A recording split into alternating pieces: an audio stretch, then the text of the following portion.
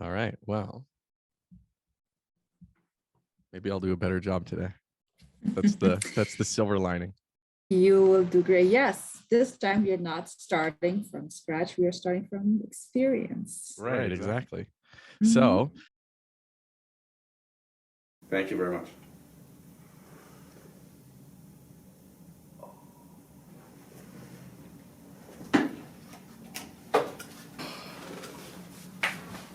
Okay. I can record it, then I stopped because we changed video. today I'm speaking to Friba Rezayee, and I'm super excited to speak to you today. And I fortunately had an opportunity to speak to you yesterday, so it's a bit of a do-over, but I'm looking forward very much to the conversation. For people that are unaware, you were one of two female athletes, as the first ever female athletes to go to the Olympics from Afghanistan. And you went to the 2004 Olympics participating in judo as an 18-year-old. And your introduction to judo was in the end of the reign of the Taliban, after which would have been around 2001.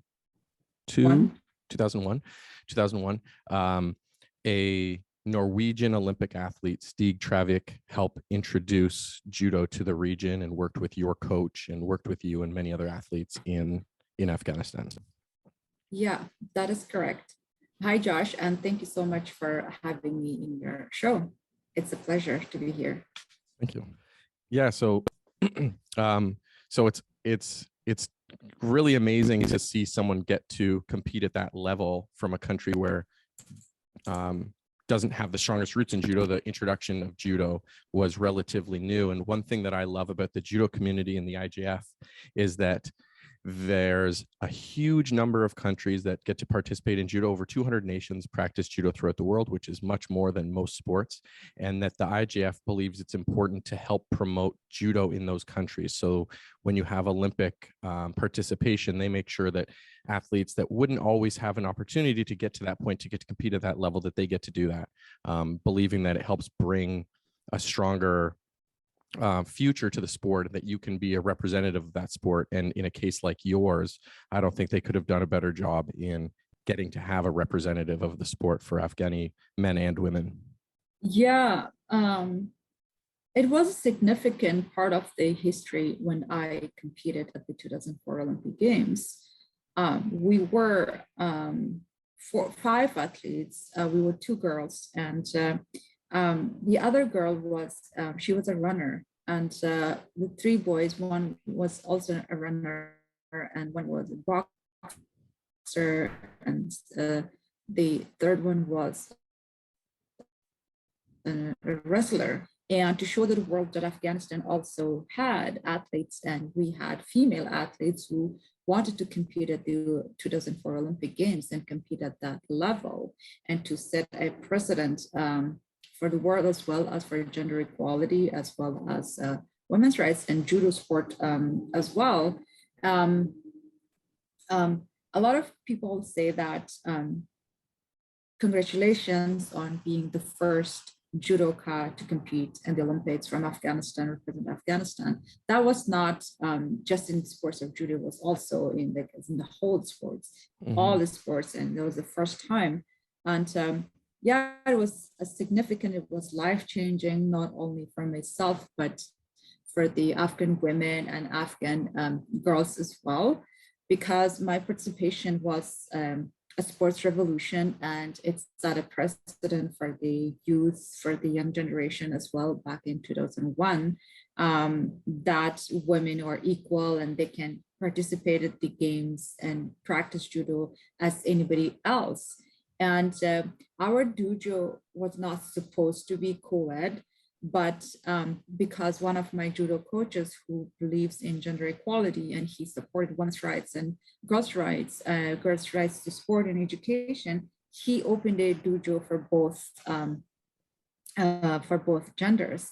And we saw and we were realizing the changes that the dojo was making in society, into opening the doors for women, and also encouraging parents to let their girls come to judo sports. And because judo is martial arts, and martial art usually has uniform and it's indoor activity, and the uniform is pretty covered. So families were encouraged to bring their girls to the dojo. And for me and for all the other athletes, including judo athletes, this was not only sport for us. This was a way to bring visibility to women's rights and human rights and democracy. And back in 2001, Afghanistan was only, and it was getting ready to recover from the Taliban's first reign, and to stand up on its feet and develop and have constitution, have human rights, democracy, and women's rights. Yeah, and I think as for someone being from the Western world, in Canada and the United States and Western Europe, the fight for the empowerment of women and women's rights is a real fight. And like that's still happening, and it's a really nice progress. To talk about what your coach was doing in the equality of women in this time in Afghanistan is an immensely larger feat. I don't think enough credit can be given. Like when you talk about women and men fighting for the equality of women in Canada, that's a very different conversation than fighting for the equality of women in 2001 in Afghanistan, when you had the Taliban. Women were unable to practice sports at all. It wasn't, not only were you not given an opportunity, you're given zero opportunity to participate, as well as the limitations put on the education of women, especially at that time. Yeah, definitely. Yes. As much as the Norwegian judo coach and the diplomat in Afghanistan, Steve Dravik, supported women's rights, so were my judo coach. I had two coaches, to be frankly speaking. One was not very supportive of women's rights, but the second one was, and he's still my coach, and he trained women and girls and even children since 2001 to present. And he believed in peace. He believed that we humans are peaceful in nature, and through judo for the youth and as well as for the generality, he had and he still has very peaceful approach when and fight for that is like a battleground for Afghan women in Afghanistan. Now it's even worse. So it is like you go and see the battleground on a daily basis, and you don't only face, as a woman, you don't only face challenges with your family members, but also in the society, and even the members of the Afghan Judo Federation and the member of NOC, the Afghan Judo Federation. So in order to measure the gender equality, I have always been curious, and because I've been part of the process there, whenever there were judogi donations or they received judogis. So they would always give the majority of the judogis to the boys and to the men, but not to women. And the number of women were always fewer than men, and the dojos were always separated, and they were segregated by gender. Only one dojo where our judo coach Farhad Hazrati, he led. And there's so many other differences which are measurable, and and you could actually measure the gender inequality. Like, for example, this is not like accurate statistics, but every five judokas, the three women in the five would not get the judogi or the attention or the care, the coaching Right. that she deserved. Right. And then, yeah, right. So there's, even once women were allowed to participate in sport, they still weren't getting a fair shake in terms of actually getting coaching time, actually getting the proper attire to perform the sport.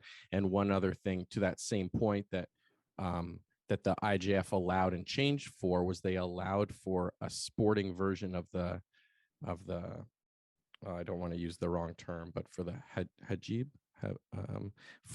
sorry, Hijab?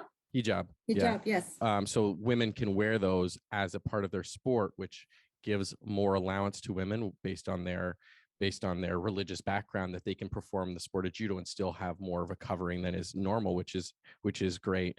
But when you're still not allowing the women and girls in these areas to get judo gis, it makes it very difficult for people that have done judo to do judo without a uniform on. It's a very integral part. There's not a lot of equipment for judo, but the one thing that's important is the judo gi, the uniform that we wear. It's a thick cotton that you can grab onto to maneuver and manipulate your opponent's body. So for women not to get that would limit their ability to practice quite a bit.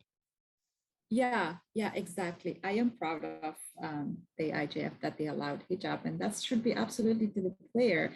I know there was an argument saying that it could be hazard because there's arm lock and there's choking in judo, but those women knew what they're doing, and women should have that choice and ability to do that.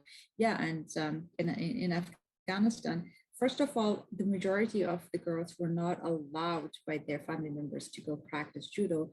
And when they resisted, or they just forced themselves to go, and they went and did it anyways. And once they would have walked on the dojo, they would be harassed.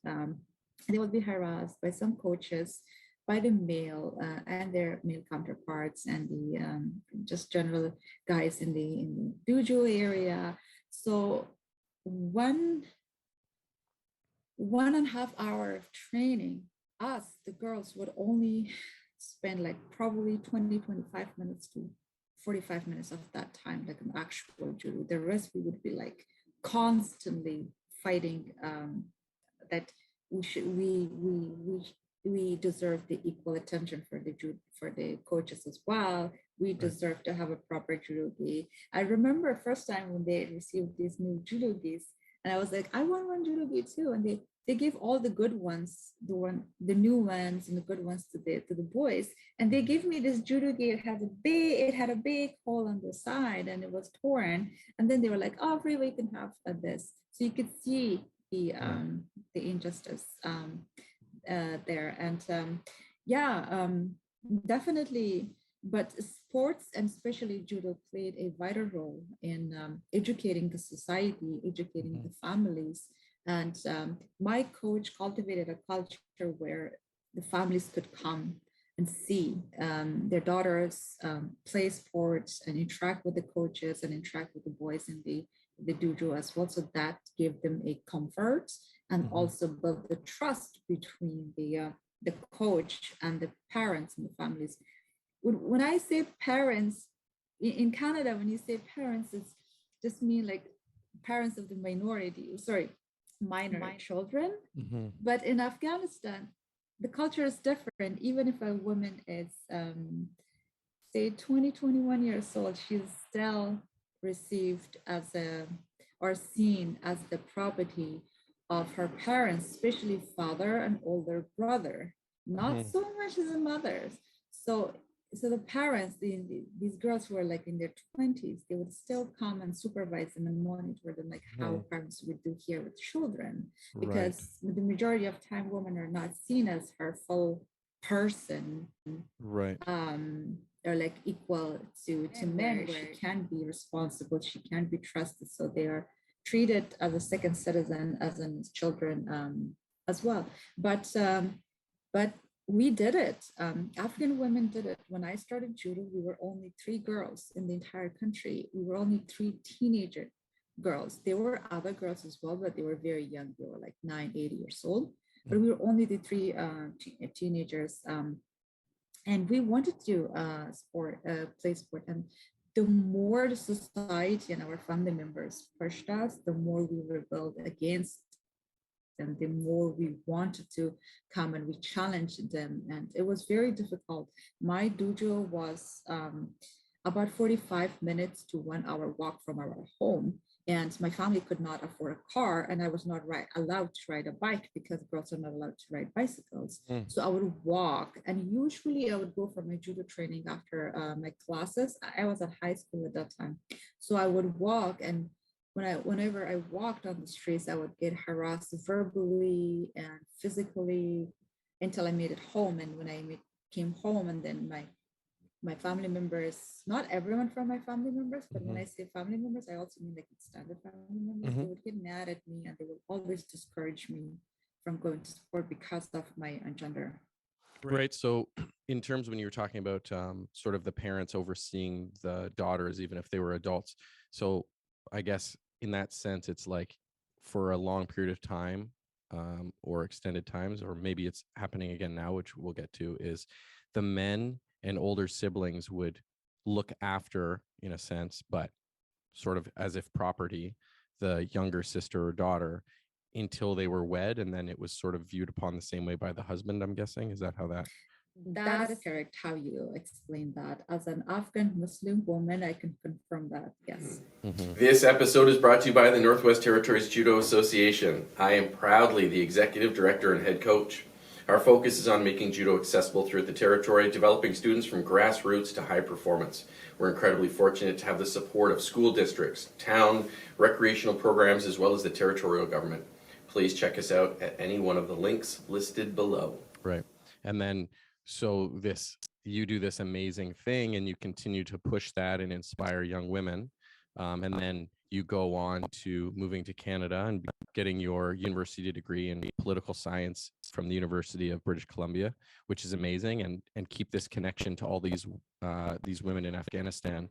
And then, if you could, I'd like you to go to what's more recently happened, I guess, in the horrendous situation that has rebirthed, I guess. As much as I valued and enjoyed my judo, my sport, I always enjoyed and valued my education as well. Education is very important for me. And as soon as I arrived in Canada, I applied to both universities, Simon Fraser, as well as University of British Columbia. I was accepted at both places, but I chose to go to UBC, and I graduated from UBC majoring in political science. So it was very important for me to have my higher education immediately. And I could see the impact and the result of that immediately because as soon as I was a little bit professional, I started like writing emails properly. And the head of the Afghan judo coach was, he felt threatened by me because I could communicate better than him. And the IJF and the IOC members, they started to communicate with me because I could simply convey the message better and attach an attachment on the email and write an email, have to CC people, all those things. Right. But he felt threatened, and that's the empowerment I received from education. And I remember the first time when I went to UBC and I sat down in my class, and I sat on my chair, and the professor came and the professor started a lecture. It was, I believe it was Canadian Politics 101. And the soon he started the lecture and he assigned us assignments and gave us the books, assigned us the books to read, an ocean of knowledge opened to me where I realized that this is limitless. This is where I could thrive. This is where I could empower myself with knowledge. And I enjoyed that so much. And yeah, and in August last year, the most unimaginable thing happened in Afghanistan. The Taliban returned. The Taliban returned after 20 years of fight with the NATO forces and the US government and with the Afghan government, previous Afghan government. They returned and they captured the capital. And our previous president, he fled to the neighboring country, Tajikistan. And just the entire country became an orphan and we became leaderless. And they become our rulers and they became the government now, and they're leading. As soon as they came back, they banned girls' education above grade 6, and they also banned women from participating or playing any sports. And they immediately shut down our dojo, the dojo where I used to train, and the dojo where our women's national team used to train. They did not only ban the dojo, they put a giant lock at the door, and the Taliban fighters and the Haqqani fighters, they were patrolling, and they still patrol our dojo. They are waiting for the girls to come for the training so they can apprehend them. So there are pictures of them roaming around on our dojo. Sometimes they come inside the dojo and they walk on our mats with their dirty boots, and they have the Kalashnikov AK-47 guns on their shoulder, and they're just waiting for the girls. They were also looking for my Afghan male coach because he trained women and he allowed mixed gender training. The reason that the Taliban has banned women's sport, because according to Taliban's Sharia law version, a sport is seen as a sinful act for women because it brings visibility to women's bodies in public, and because it's a physical activity, therefore it's forbidden for women. And the punishment for that is being lashed, an actual lashed 100 times in public, or even death penalty. So they released a decree on September 19, banning all women from sports. They absolutely closed all the sports centers for women, and even the gyms. Women and girls can't even go to the gym these days. Like how would a Vancouver women go for Pilates, for yoga or something? No, Right. she can't do that in Afghanistan. But all the sports are okay for men. So men's judo team is still training. The boys are still training. And there was recently men's cycling competition, and the Taliban, it's spectators, and they would just went, watched, and enjoyed the competition. But there's absolutely no sports for women. And they did the same thing with the girls' schools and education. They're patrolling around the schools, making sure that girls above grade 6, they don't come to the classrooms. Right. So what was there a similar limit, or was there any education of women prior to 2001? Was it similar that it was up to grade 6 in the first reign of the Taliban? The first reign of the Taliban, there was no absolutely no schools. They did not even allow any modern education for men. All the schools, the previous Kabul University and the other universities, they were completely shut down, and it was the darkest time in Afghanistan, and they ruled for five years. But after the American invasion in 2001, and when they were defeated, the Taliban were defeated for the first time, Afghanistan just recovered, and they were recovering really fast, and they were very progressive, and they immediately built private schools, private colleges, dojos, sports centers, businesses, you name it, they did. And the past 20 years, Afghan women, especially the youth, had very progressive and measurable success and progress. Women run for business, they run for parliament, they run for offices. We had all girls robotics team. They competed in Ontario in 2019, and they met the prime minister, and they won gold medal, and they were making huge difference in the Afghan society. And there were so many private schools, and education for girls was becoming very, very normal. And there were so many modern cafes in big cities, especially like in Kabul, Herat, and Mazar cities. And the cafes serve like salmon burgers, bagels, you name it, like all the modern food that you would get. And everywhere they serve that too. They even served chai latte, all those modern cafe drinks. And if you'd gone to one of those cafes, you would feel like you were in a Blends Coffee or Starbucks in Vancouver. Right. But in the middle of August, everything was halted by the Taliban. Everything was just shut down. It's like if you put a pause on time, and when they returned, it felt like Afghanistan was hit by a giant meteoroid, and it set us back 30 years. Taliban wants us to live in like Stone Age style. No more technology, no education, just follow their leadership, whatever they say. They have their system of education, but their system of education is only like hardcore extremist Sharia law, which brainwashes young people and the adults as well, and they want to rule. Right. And the ironic twist to that is that with all of the rules and restrictions that are placed upon women and placed upon mothers and people to be mothers, is that there's a significant consequence to men as well. So the men that are putting these rules in play may not understand or don't care that this will have a significant impact on their own lives. It has significant impact on their children's lives. Like, if there's anything we know about education, is that we learn from one another. And when you prevent half of the society from getting any form of education, and when you have literacy rates that must be incredibly low so that people can't even educate themselves because they have no ability to read and write, that has a huge impact. We know the importance of the role of the mother in a family, which more often than not does the majority of the child raising. Then mothers can't educate their children because they don't get access to this information to educate their own children. That's sons and daughters. And so that has such a huge impact.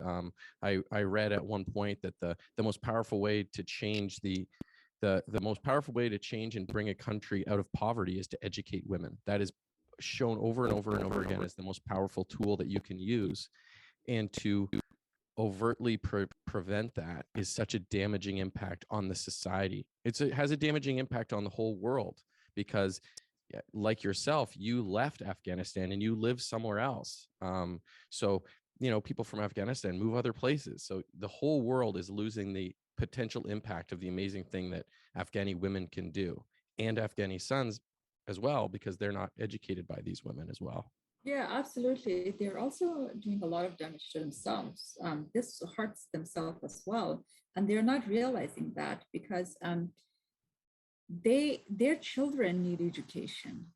Mhm. And they are prohibiting women from going to male doctors. But if there is no girls' education, if girls Right. women cannot go to middle school, there's not going to be any female doctor for their wives, for their daughters, and for their sisters. So it is hurting them. And only if they realized, and they want to keep a nation in darkness, because they know that when a nation is uneducated and ignorant, they can rule. They will believe and follow whatever they say or whatever they do. But the reason that we emphasize a lot on education, because education is the last candle burning in darkness. Taliban regime is a totalitarian regime, and it's the most darkest regime in history and in humankind and human history. And we cannot let that last a candle burn out. And hope is the only thing for us. And if we let go of hope, and education is hope for us, we will become a hopeless society. There will be no future. There will be no chance for the next generation to thrive, to learn, and for mothers and for the kids.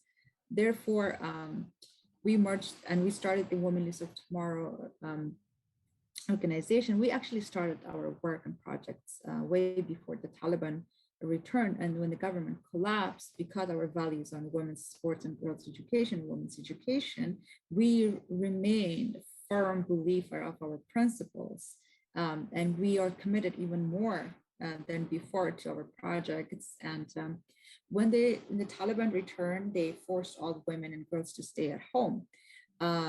But Women Leaders of Tomorrow got creative, and we started online programs and online classes for them.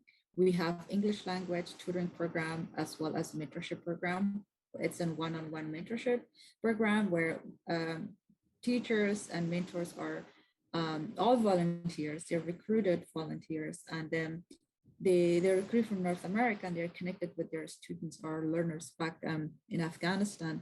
Right now we have 45 mentors, but we are looking for more, and we are always welcome new teachers. And one of our teachers is in New Finland, and she taught and tutored a young girl from Afghanistan in Afghanistan online. And now that girl she received 110% scholarship at Shawnigan Lake School, and she started her classes this month. And she's thriving.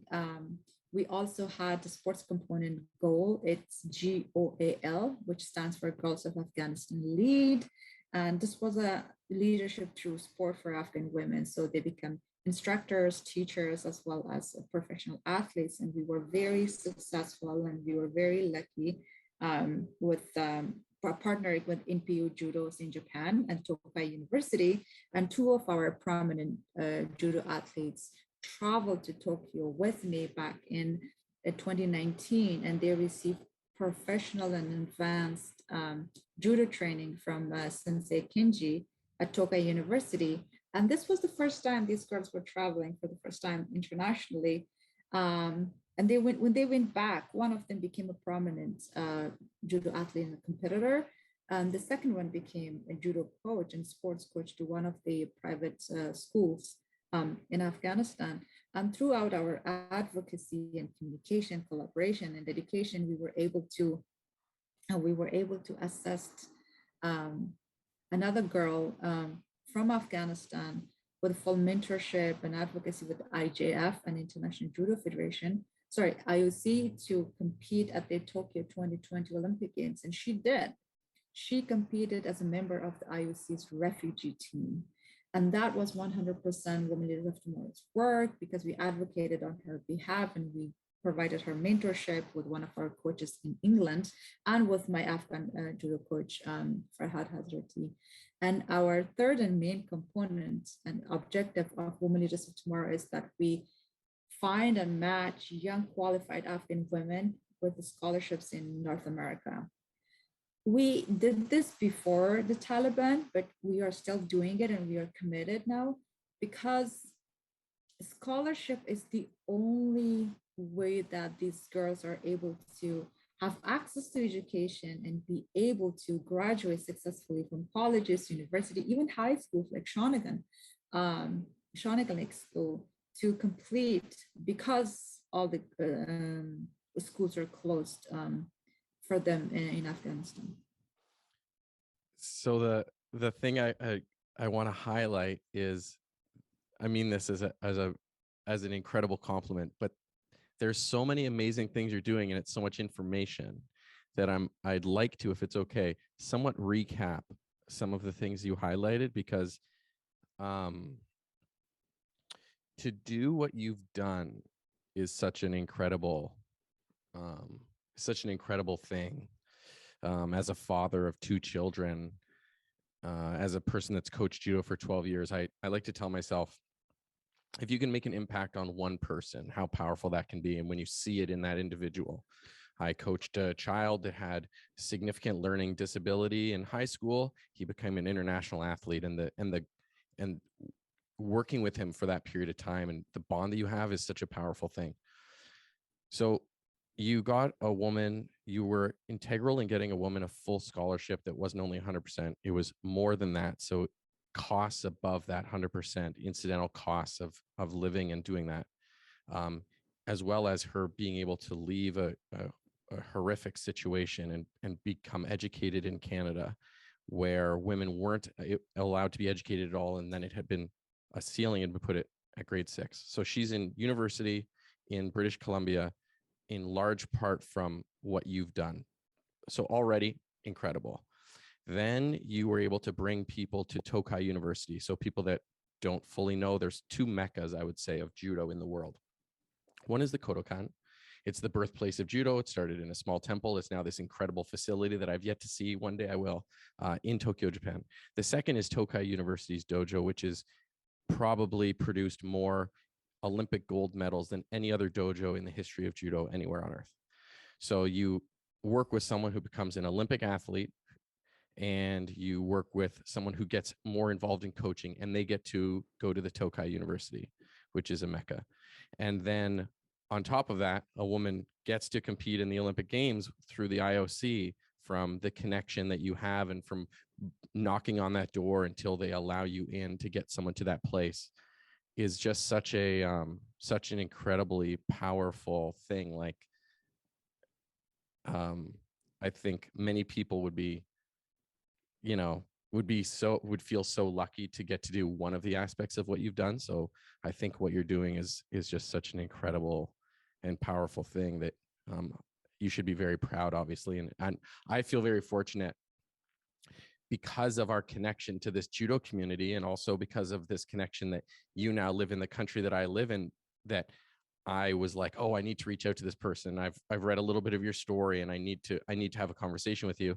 And then you were so grateful with your time to allow me to have that conversation. Makes me feel so like proud to get to talk to you and hear your story, and hopefully other people have the opportunity to hear it, because that's really incredible. What you're doing is really incredible. Thank you so much. That's very, very encouraging. I need to hear that sometimes, because things have been really hard lately with the athletes. Now our athletes are all in hiding. Scholarships are very competitive to get in North America, and there's a lot of administration, a lot of advocacy. Thank you so much. And yeah, our annual report is coming very soon. It will be available on our website. You're welcome to read it. Great.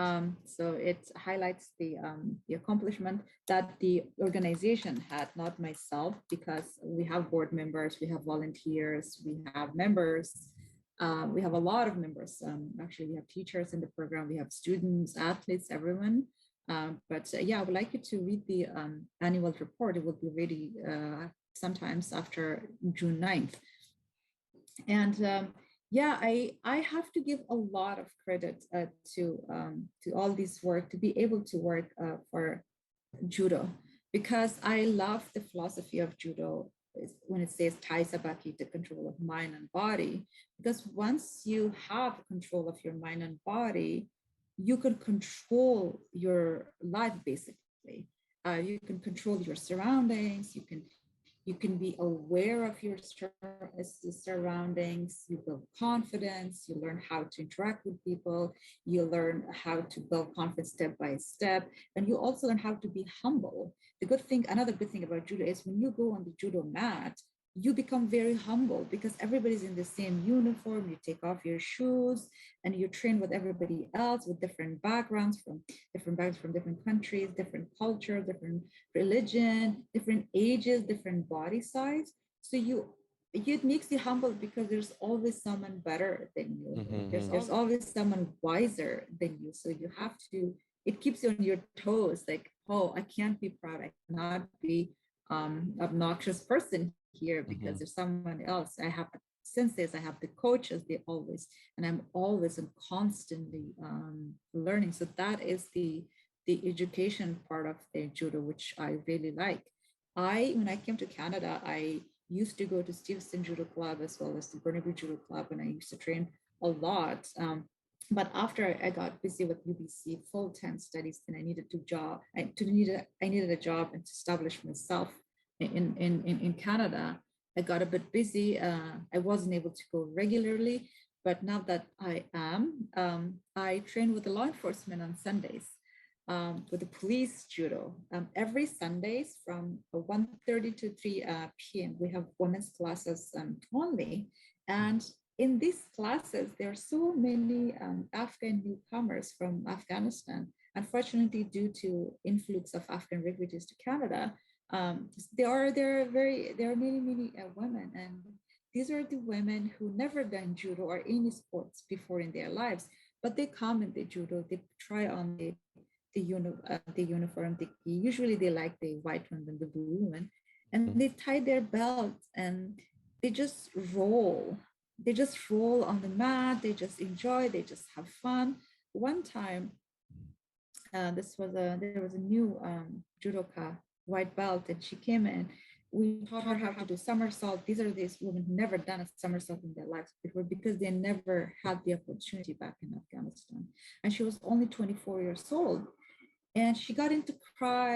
She started crying after trying a couple of rolling. And I asked her why she got so emotional in the judo. And she said that she never had that chance in her life to be able to practice to roll like a child or like a human in person. And she got very emotional. She's 24 years old. She already has 4 children, and her oldest one is either, I don't want to get it wrong, but he's either 6 or 7 years old. So you can do the math how young she was, and she that was her entire purpose of life, being a woman back in Afghanistan. But now they come in, and as you mentioned, the hijab and the police judo culture is so welcoming, so good that it's up to the women to wear hijab or not hijab, whatever she feels comfortable. Um, so it's really great, and it's also educational for them as well. And she says that she's realizing now gradually that how important it is for her to have a confidence and the education as a mother. Now that she has 4 children to raise, and one of them is already at school and very rebellious, active child, and she needed that education. And when we let her know that she can bring her entire family and her kids can come and spend time and they can do judo as well, and she was very happy. So those are the changes, the positive changes. They may be small, but they aggregate over time. And if you multiply that by daily life, and then you multiply the daily life to months, and months becomes years, so that's life changing experience. It changed my life for the rest of my life, and it's changed so many other people's lives as well. Right. And one thing that about judo that you've mentioned multiple times that I can agree, like I can't agree more, is I'm the baby of 5 children. So I was brought to the dojo every day before I started judo, and I was allowed on the mats at 3.5. So judo has always been very much family oriented, where that's not always the case with some sports. And it also means that many children do judo together. So little boys and little girls roll together, and where that's a very powerful thing. And I believe to be very powerful is that judo is very intimate. It's like hugs, you're hugging each other, this physical contact. And so what's really great is women become, and little girls, they become strong, they become confident in their body, that they're physically capable of doing things that can lead to a lot of growth in self-defense and feeling like they can protect themselves and being physically capable, as well as little boys, which become men and everything in between, also understand what's appropriate and inappropriate way to interact with women. You have a sensei, you often have assistant coaches that are on the mats, you have other people as references. So it's really important if boys and girls never interact, and one day they do interact, the interaction doesn't necessarily go well. They ignorance leads to issues, as we've said before. And so there's so many types of education, and judo, I believe, is a great way of physically educating people, and it also has a social education component, which is really strong and powerful. And so in Canada, when you have those interactions, that leads to a lot. And I would believe that the period of time that judo was being accessible to women in Afghanistan would lead to a lot of growth for both sexes as well in Afghanistan, that men would understand more. And when men see women more educated, the view of what they're capable of is going to change, right? Like then they start gaining respect for these women, while the women gain respect for themselves. So it's really powerful and awesome to hear of people like starting judo and falling in love with it and feeling the benefits of play and roughhousing and things like that. Yeah, absolutely. There's a strong component of the judo is the physical literacy. And the physical literacy, as you said, it's not only for social interaction, but there's also like awareness of your body and how you grow up, self-confidence, and very empowering in general and everything. And on top of that, I would like to always mention this in my interviews and discussions, that back in 2016, I want to say, I knew a girl who was conducting as research for senior people, that how to fall safely, and she wanted a judoka to come and demonstrate. And I went into her lab where she was conducting this research, and I was her guinea pig. So she put those cables and those markers for 3D and so many other technical terms I don't know, but it was to study the fall, how to fall safely. So there was a carpet beneath my feet that it had a motor, and she would turn it on. So the carpet will randomly and unexpectedly pull and make me fall, and to study how I fall.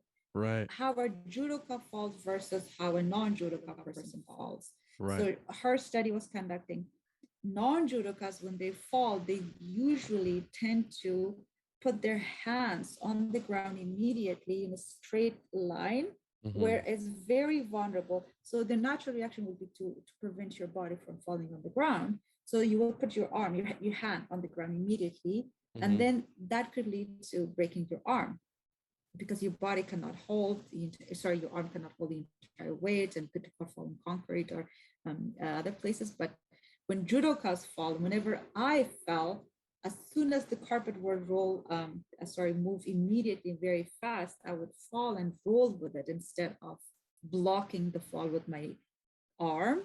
Right. I would roll with the fall, which was very interesting and which was very educational, that if everyone learns how to fall properly, it's very beneficial and it's life-saving, especially to seniors. And she discussed how that the judo fall and the roll is, how that is related with the human evolution when human firstly began how to walk on 2 feet and how to control body, that and how it is, you have seen how girls walk with arms forward. So that's how the human evolution, and then you gradually stood up on your feet and you would roll on one side, and it's very, which I thought is very, very beneficial for everyone to do. It could be actually life-saving experience. Right. Yeah. I read one reference on the CDC, and I believe they said in the United States alone that they estimate 7 people will die every hour by 2030 from not knowing how to fall safely. 7 per hour will die, which is crazy. And that's in the United States, I believe. So that's one thing that I'm a huge advocate of as well, is become a judoka for a day, learn how to fall. You're so much less likely to get injured. The president of my association, she works in Northwest Territories in Yellowknife. We have ice a lot. It's very cold. And she works with an airline company, and she slipped. Her feet went way up in the air, lands flat on her back.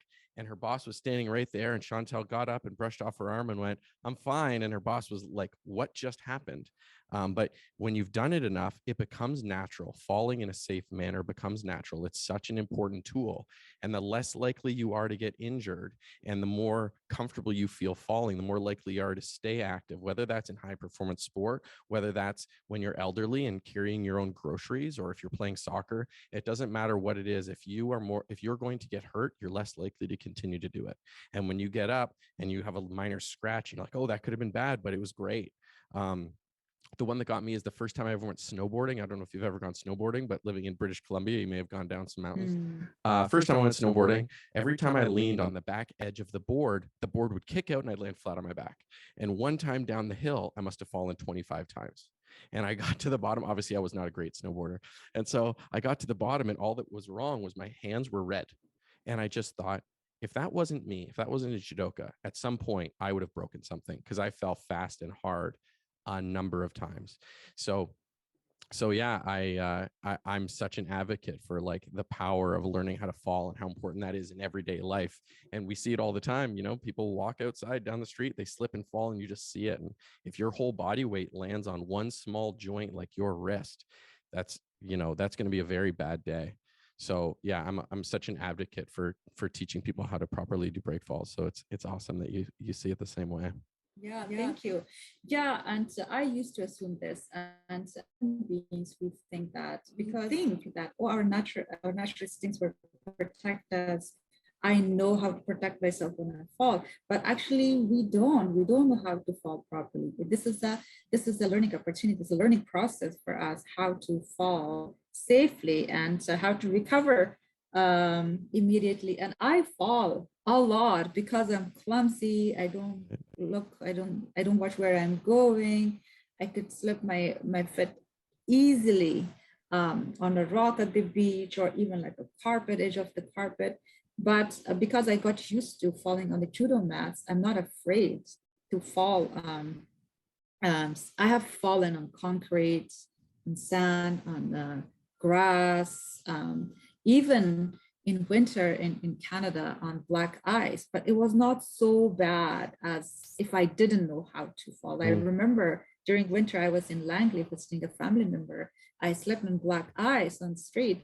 I just rolled with it. It hurt, It Mhm. hurt and was, it was cold as well, but it was not so bad. I did get scratch on my right elbow and a little bit on skin on my face, but this could have been worse. Mhm. Had I tried the old-fashioned technique that blocked myself, like as you said, just one joint on my breast, I would have been in ER immediately. But I was not on ER, and I was fine. Right, right. Yeah, and then I guess yeah, to that point of like, there's so many injuries that can come from it too, right? Like you have concussions, you have hip fractures, and all of these things, like really significant injuries. It's not just breaking your arm. It's, you get a couple concussions and we know the consequence of that, or a fractured skull, or all of those types of things. So yeah, it's such a powerful tool for people. And I really think it should be part of physical literacy. I think it should be taught. I think it should be taught in schools. I hope that judo plays a part in getting teachers in schools, that this becomes part of physical education in the school, is that people learn how to fall. I think that's something that Canadian judoka should push for, and that's something that I'm very fortunate in the position that I'm in, that we have judo as a part of the school curriculum, and it's in one school district and it's going to be in a second, that becomes a part of the curriculum, because I think it's a very powerful thing. You play hockey, you're going to fall down. You figure skate, you're definitely going to fall down. So just to have an active lifestyle, safely falling is an incredibly powerful tool. Yeah, absolutely. Yeah. And then the one other thing I want to highlight one more time, I know you had mentioned it earlier, is I hope and I believe there will be lots of people that are interested in trying to help with the movement that you've created. And so I'd like to give you an opportunity of how people can get involved and help educate and help in coaching, or whatever you avenue you need. Right now, we are specifically looking for mentors, teachers to mentor and teach English to our students in Afghanistan. All the classes are held virtually. And the girls are given stipend back in Afghanistan so they can buy data on their phones, so they'll be connected with their teachers. And we also have advocacy going on, hashtag Walk with Afghan Women. That's 45 minutes walk that anyone and anywhere can host it. People get together and they walk for 45 minutes and they post on social media, hashtag with Afghan Women. Recently, a couple of high schools have done that in Vancouver, where the high school students, grade 11 and grade 12, grade 8, they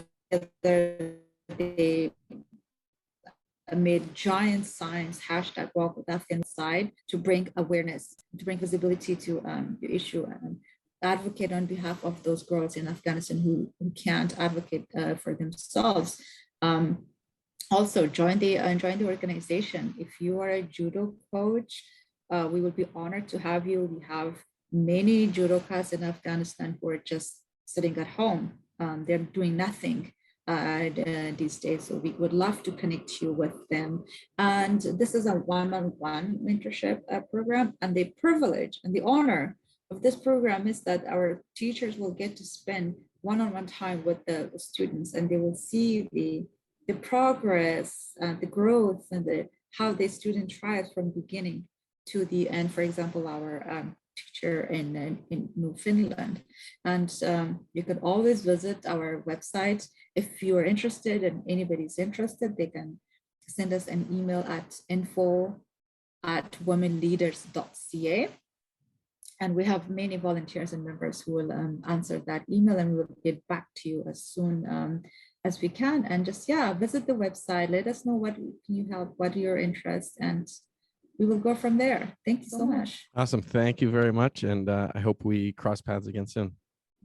Yeah, I hope so too. Have a terrific afternoon. Thank